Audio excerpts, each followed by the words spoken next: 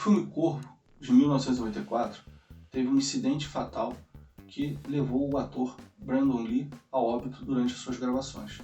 De maneira semelhante, nas gravações agora do filme Rust, de Alec Baldwin, também ocorreu um novo incidente fatal.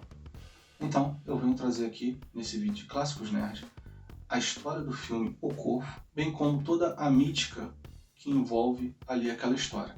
E também vou fazer uma breve comparação entre os dois incidentes.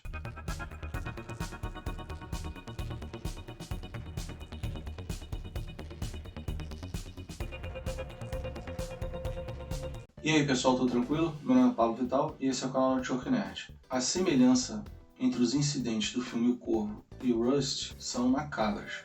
Eu venho aqui falar sobre essa questão e também falar sobre o filme Corvo de 1994. Mas antes, eu peço para que vocês deixem aquela força aqui pra gente no canal, com seu like e a sua inscrição.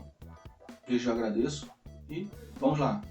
O filme começa com a narração de uma menina e ela diz que quando uma pessoa morre, o seu espírito é levado ao mundo dos mortos por um corvo. Mas, por vezes, quando essa pessoa sofre uma morte violenta e com muito ressentimento, a tristeza ela é muito grande que acaba pesando ao espírito. E aquele espírito não consegue descansar em paz. E, muito raramente, o que ocorre é que o corvo traz de volta esse espírito para o mundo dos vivos para que ele resolva essas questões que estão o afligindo, que não o deixam descansar. Nos é mostrado um casal que foi assassinado na noite do diabo, 30 de outubro, véspera do Halloween.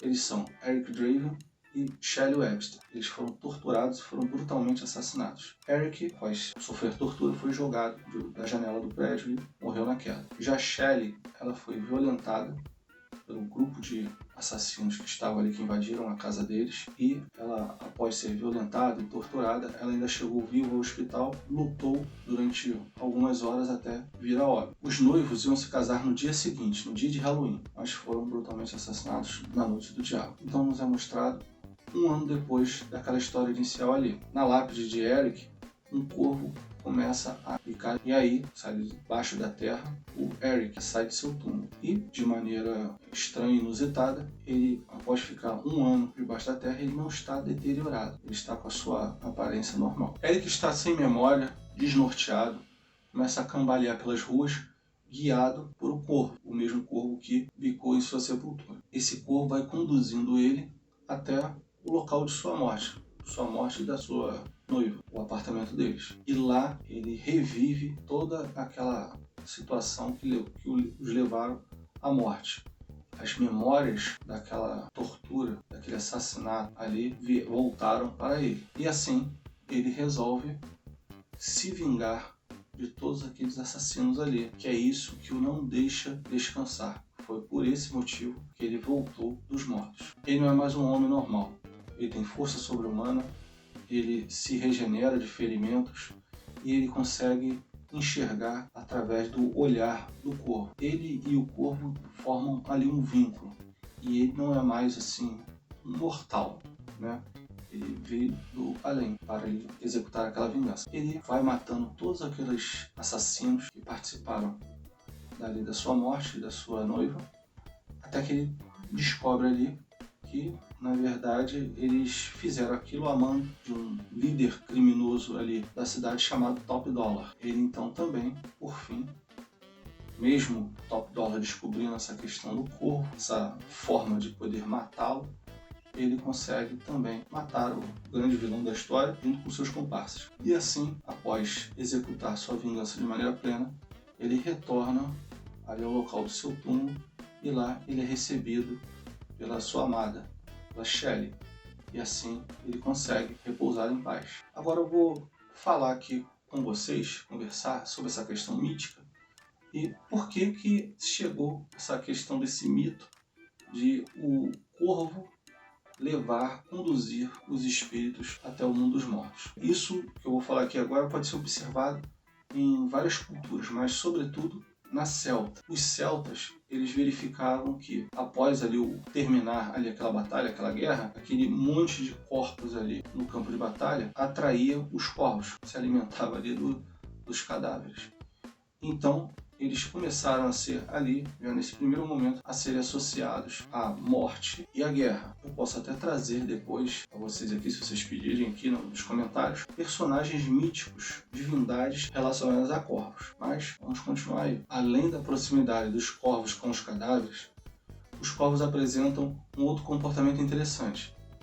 Eles gostam de objetos brilhantes e eles costumam pegar esses objetos brilhantes, metais, na maior parte das vezes, e levar para os seus ninhos, deixar lá esses objetos brilhantes nos seus ninhos. E o objeto brilhante, pequeno, mais corriqueiro de que isso acontecer, dele levar ao seu ninho, eram as moedas. Eles costumavam então levar moedas para os seus ninhos. Então, por esse fato dos corpos estarem sempre acompanhando cadáveres e estar sempre recolhendo moedas, o corvo foi associado a uma figura mítica bem conhecida da mitologia grega, que é o Caronte. O Caronte era o barqueiro, o que fazia a travessia das almas do mundo dos vivos para o Hades, o mundo dos mortos. E ele cobrava uma moeda para fazer essa travessia do espírito. Os gregos eles colocavam moedas ou nos olhos dos cadáveres ou na língua deles para que eles pudessem pagar o barqueiro e assim cruzar a fronteira entre a vida e a morte e poder permanecer lá no Hades. Então, por esse motivo, começaram a associar o corvo, o comportamento do corvo, ao Caronte. E assim se estabeleceu o mito de que o corvo ele conduziria os espíritos até o mundo dos mortos. Agora, com relação ao incidente que levou o ator Brandon Lee a óbito nas gravações do filme Corvo. A maioria dos filmes eles utilizam armas reais e a munição de festim. A munição de festim, inclusive, ela tem mais pólvora e tal, faz mais barulho, fumaça e tudo mais. Mas não tem o projétil. Exatamente é o que causa o ferimento, a lesão na pessoa, né? O disparo. Só que em determinado momento, para que se fosse feita uma tomada mais próxima da arma, era necessário que se colocasse uma munição verdadeira. Por quê? Porque a câmera ia aproximar e ia verificar que aquela munição ali era de festim. Então, foi feita uma cena em que a câmera se aproximava da arma e que pegava ali aquela munição verdadeira. Ok, essa cena foi gravada. O problema é que aquela arma ali ia ser utilizada no dia seguinte de gravação e, claro, dessa vez com a munição de festim. Ocorre que aí houve o problema. Aí que aconteceu o desleixo. O armeiro já havia se ausentado do set de gravação depois dessa tomada aí mais próxima da arma.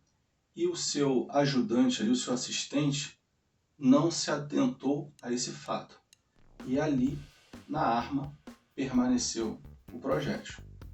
No dia seguinte, foi feita uma filmagem e era a cena em que o Eric Draven e a Shelley Webster eles morriam. Era a cena do flashback que ele lembrava de tudo que aconteceu. Como eu falei ali mais atrás no vídeo. Ele chega ao apartamento e começa a lembrar o que aconteceu. Na cena original, ele iria entrar no seu apartamento e iria levar um tiro. Já começaria, assim que ele entrasse no apartamento, ele já ia levar um tiro. E foi o que aconteceu. O ator que interpretava o personagem fanboy pega a arma e dispara. Só que nessa que ele disparou era a munição verdadeira. O tiro pegou no abdômen de Brandon Lee. Ele foi hospitalizado, ficou algumas horas, passou por cirurgia, mas não resistiu ao ferimento. Inclusive, essa cena em si, ela foi retirada e substituída após decidirem pela continuação da gravação do filme. O filme já estava quase todo completo, já tinha mais da metade sido gravado. Eles continuaram as gravações com os dublês do Brandon Lee. E a cena foi substituída. Ao invés do tiro, foi utilizada uma faca. Então, o Eric Draven entra no apartamento, ao invés de ser alvejado por uma arma de fogo, o personagem lá, chamado Tintin, arremessa uma faca nele. Então a cena, inclusive, foi alterada até por uma questão de respeito a esse trágico incidente que aconteceu com o Brandon Lee. Mas então, nesse caso aí, a gente pode ver que foi um desleixo, uma falha humana absurda dali do profissional ali que era o armeiro, que era o responsável por exatamente manipular aquelas armas de fogo ali no set de filmagem. Bom, não vou falar detalhes sobre o que aconteceu agora no filme Rust, porque ainda está sendo investigado, então não se tem todos os dados. Mas nós sabemos que o disparo saiu de uma arma de fogo porque o Alec Baldwin estaria portando e acabou ferindo fatalmente a diretora de fotografia Halyna Hutchins. E com isso, nós temos ali novamente o que aparentemente aconteceu é algo semelhante ao que ocorreu nas gravações do filme Corvo. A pessoa ali, que no caso era uma mulher que era armeira, ela negligenciou ali o seu trabalho de alguma forma, que quando o ator Alec Baldwin foi utilizar a arma estava municiada com uma munição real e não uma munição de festim. Então isso é o que se tem até agora. Eu não estou aqui para julgar ninguém não, mas a princípio aconteceu de forma bem semelhante ao que aconteceu nas gravações do filme Corvo. Foi uma negligência na hora de manipular a arma de fogo. E aí, pessoal, o que vocês acharam do vídeo? Sinistro essa semelhança entre esses dois incidentes trágicos, né? E o filme Corvo, vocês conheciam esse filme? Conhecem o trabalho do Brandon Lee? Querem que eu traga mais sobre o trabalho desse ator que morreu tão precocemente? Querem que eu fale mais sobre essa mítica envolvendo os corvos ou uma outra mitologia qualquer? Deixe aqui seus comentários. Eu também peço que vocês deixem seu like e se inscrevam se não for inscritos, para que a gente consiga fortalecer cada vez mais a nossa comunidade de amigos aqui no canal. Eu já agradeço, muito obrigado e até a próxima.